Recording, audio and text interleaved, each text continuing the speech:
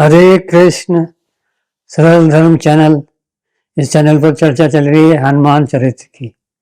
कई बार हमने आपसे वादा किया था, प्रॉमिस की थी कि आपको सुंदरकांड करने की एक विशेष विधि बताएंगे। इस विधि से सुंदरकांड करने से, सुंदरकांड का पाठ करने से आपके हर मनोकामना पूरी होगी। ठीक है, चलिए ये विधि सिखाएं, आपको बताएं। इसके पहले थोड़ा सा हिस्सा सुंदरकांड का बचा हुआ है, उसको भी सुन लें, उसकी भी चर्चा कर लें। हमने सुना कई बार हनुमान जी सीता का पता लेके आ गए, राम जी को बता दिया। राम जी युद्ध की तैयारी कर रहे हैं, लंका की तरफ जा रहे हैं। बीच में आ गया समुद्र। समुद्र आते एकदम निराशा छा गई, क्या करें। लक्ष्मण जी का तो मत था कि दंड नीति अपनाएं, इससे दंड से रास्ता लें, लेकिन राम जी ने विनय करना उचित समझा। विनय करते रहे 3 दिन तक कुछ नहीं हुआ। तीसरे दिन राम जी को गुस्सा आया, उन्होंने बाण संधान किया। बाण संधान करते डर के मारे समुद्र मूर्त रूप में पुरुष का रूप बना के आया और उनके सामने खड़ा हो गया और बोला, स्वामी मेरी गलती किया है, मेरे को जल को, वायु को, धरती को, आकाश को आपने ही जड़ बनाया है, तो हमारा स्वभाव ही ऐसा है, और आपने जो मुझे सीख दी है उसके लिए मैं आपका बहुत आभारी हूँ। और आखिरी में उसने ये कहा, वो आजकल बहुत चल रही है ये टिप्पणियां, ढोल, गंवार, शूद्र, पशु, नारी, ये ताड़न के अधिकारी। ताड़न को लेके लोग बहुत मिस इंटरप्रिटेशन कर रहे हैं। ताड़न, अब आप जानते हैं एक शब्द के कई अर्थ होते हैं, तो ताड़न का अर्थ कैसे निकालोगे? रेफरेंस टू द कॉन्टेक्स्ट से निकालोगे ना। समुद्र ने जो ऊपर जो बात कही है वो नीचे जो बात कही है, उन दोनों को मेल कराओगे ही। समुद्र ने कहा है कि मैं आपका बहुत आभारी हूँ जो आपने मुझे सीख दी है। सीख यानी शिक्षा, तो ऊपर भी शिक्षा है इसका मतलब, और नीचे जहाँ ताड़न लिखा है अभी शब्द का मतलब शिक्षा ही है। ताड़न के और भी बहुत अर्थ निकलते हैं, जैसे कि देखना, देख रेख करना, संरक्षण में रखना, शिक्षा देना, संभाल के रखना, ये सब है अर्थ है। इसका मतलब दंड देना नहीं है। आपको पता ही होगा एक शब्द के एक ही वाक्य में, एक ही श्लोक में, एक ही दोहे में कई कई अर्थ हो सकते हैं। कनक कनकते 100 गुनी माधुकता, सुना ही होगा आपने। पहले कनक का मतलब है सोना, जिसको देख के आदमी को नशा आ जाता है, और दूसरा कनक का मतलब है मादक पदार्थ, जिसके सेवन से नशा आता है। ऐसे ही ताड़न के विषय में समझिए, यहाँ ताड़न का मतलब है शिक्षा देना। आप कोई ऑथेंटिक किताब पढ़ लीजिए, गीता प्रेस गोरखपुर की, कल्याण वालों की, उसमें आपको मिलेगा कि ताड़न का मतलब है शिक्षा देना। तो कोई कंट्रोवर्सी नहीं है, बिना मतलब की बनाई हुई कंट्रोवर्सी है। खुद जानते नहीं है, खुद अनपढ़ हैं और कह रहे हैं कि ये छोटी जाति वाले बेचारे शूद्रों के और नारियों के खिलाफ है। बिल्कुल नहीं है। ताड़न मतलब शिक्षा। उस जमाने में शिक्षा देनी जरूरी थी। कब की बातें हैं? त्रेता युग की बातें हैं। और कब लिखी गई हैं? तुलसीदास जी द्वारा कभी 400 वर्ष पहले ही तो लिखी गई है। तब भी ऐसा जमाना नहीं था जो आज था। अर्थ निकलता है शिक्षा। चाहे ये तो कंट्रोवर्सी हुई। अब बताइए सुंदरकांड का नाम सुंदर क्यों है? वाल्मीकि रामायण के लिए कहा गया है कि सुंदरकांड बहुत ही सुंदर काव्य में लिखा गया है, इसलिए यह सुंदर है।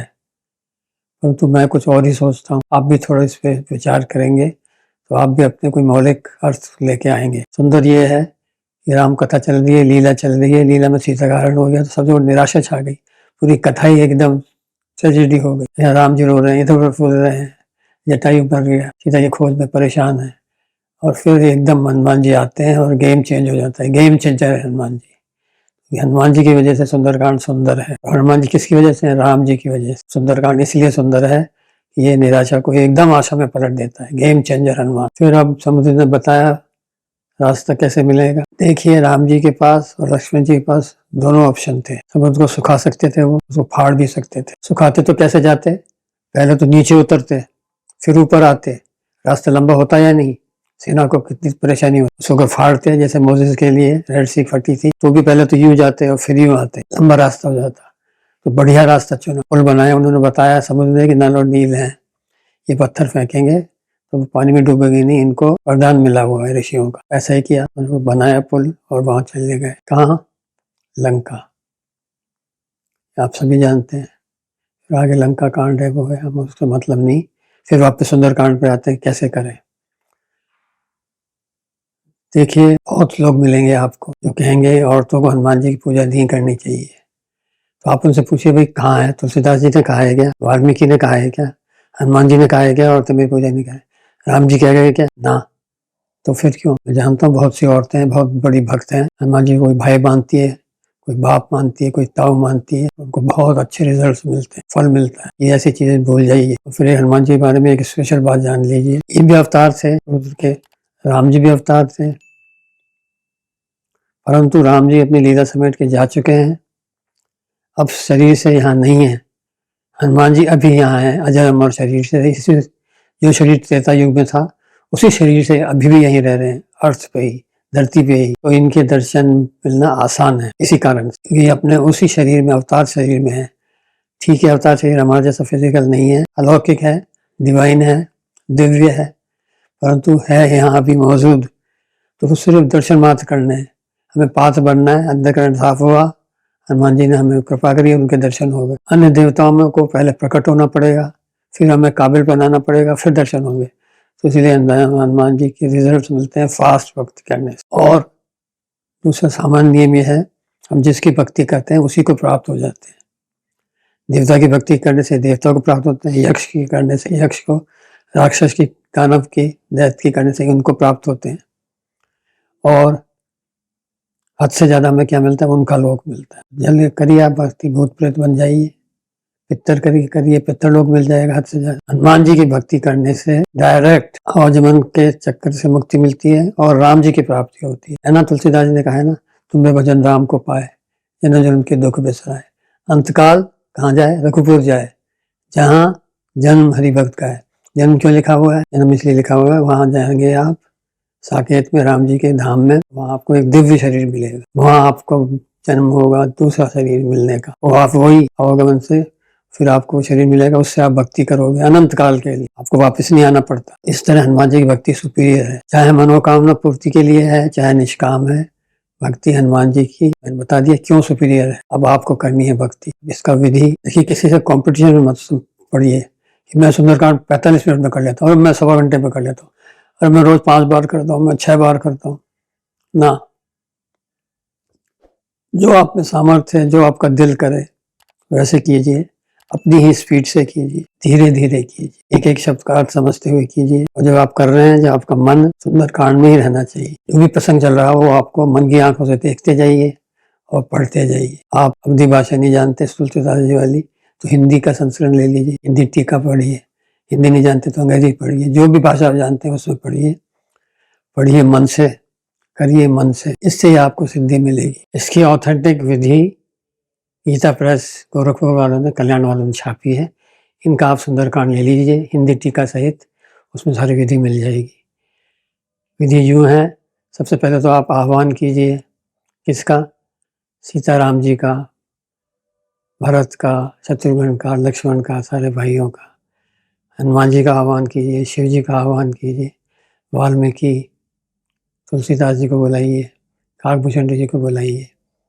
उसके बाद आप करन्यास करेंगे, अंगन्यास करेंगे, हृदयान्यास करेंगे, और जैसा उसमें ध्यान दे रखा है वो ध्यान करें। उसके बाद आप पाठ करेंगे। पाठ शुरू होता है किष्किंधा कांड के 21वें श्लोक से शुरू होता है।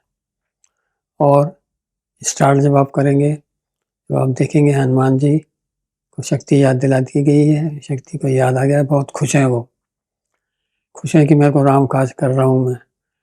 और उन्होंने कहा है कि तुम भाई यहाँ रुको, मेरा इंतजार करो, मैं अभी सीता की खबर लेके आता हूँ। बहुत मन में हर्ष है, उनको पता है कि आई विल सक्सीड। यही आप अपने दिमाग में रखिए, जो मैंने मन में कामना की है उसमें आई विल सक्सीड, मुझे मेरा जो फल चाह रहा हूँ फल मिलेगा। तो डिस्क्रिप्शन को और अच्छी तरह देखिएगा, कुछ त्रुटि ना करें, उसमें त्रुटि हो जाए तो माफी मांग लें, कोई दिक्कत वाली बात नहीं है। और बहुत ज्यादा नियमों के चक्कर में ना पड़े कि मैं स्नान करके करेंगे। अब आपकी 80 साल की उम्र है, आप बीमार हैं, सर्दी का महीना है और नहा के सुंदरकांड करेंगे तो आप तो पैसे ही निमट जाएंगे पहले ही सुंदरकांड करने से, बुखार हो जाए, पता नहीं क्या हो जाए। इस तरह के नियम मत साधिए। भूखा रह के करेंगे ठीक है, आप रह के उपवास कर सकते हैं तो कर लीजिए, नियम में असली हल्का सा ले लीजिए कि सुंदरकांड का पाठ करने के बाद ही मैं अन्न ग्रहण करूंगा, यहाँ तक तो चलेगा। ज्यादा कड़े नियम मत रखिए। आपको ध्यान है ना, कहावत, जहाँ प्रेम है वहाँ नियम नहीं, या नियम है वहाँ प्रेम नहीं, ये याद रखिए। सिंपल ढंग से करिए, अर्थ समझ के करिए और अपने मन में छवि बनाइए, सारे सीन देखिए और जल्दी आपको सफलता मिलेगी। और जब आपको सफलता मिले, जो आपकी मनोकामनाएं पूरी हों, तो मुझे कमेंट जरूर बताइए, जिससे और लोग जानेंगे तो उनको भी एनकरेजमेंट मिलेगा, उनकी भी भक्ति बढ़ेगी। आगे आपके लिए हनुमान चरित का एक दूसरा टॉपिक लेके आएंगे। तब तक के लिए योगेश स्वामी सरल धर्म चैनल पे आपसे आज्ञा चाहता है। हरे कृष्ण। श्री राम जय जय राम, जय हनुमान, जय पवन पुत्र हनुमान। हरे कृष्ण। हरे राम राम राम हरे हरे, हरे कृष्ण कृष्ण कृष्ण हरे